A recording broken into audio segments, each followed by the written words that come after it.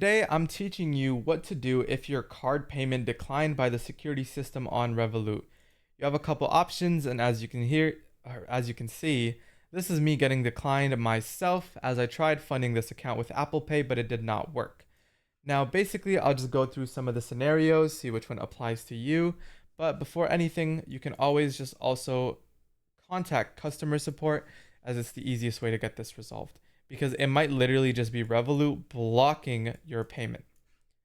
But let's say you already did that and it wasn't Revolut, it could have been a multitude of reasons. So one, it could have been that your ID that you used to verify does not match the name that you put into your Revolut. You're going to need to get this in check.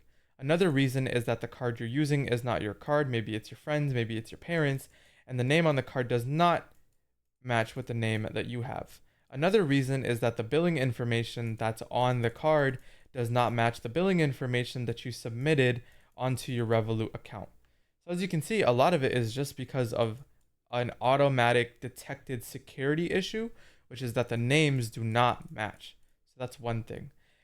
An issue that I ran into is that my business account that has a business name on it, right, alongside my name, does not match the name that I have on my account, which is a huge problem because it uses the business name to match it with your name and that does not match.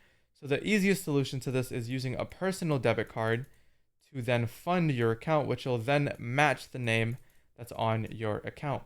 Let's say you don't have access to a personal debit card. An alternative could be PayPal, it could be Google Pay, and essentially what you're doing here is you're funding your Apple Pay using these two methods, or you're funding your debit card using these two methods, and then using that as a little bit of a mediator to then pay and top up your Revolut account. So these are some common solutions and common issues. It really is just an automatic detected thing. And again, you can always just contact customer support as they can manually fix this, especially if you've already proven your identity. If this was helpful, consider subscribing. Hope you have a good one.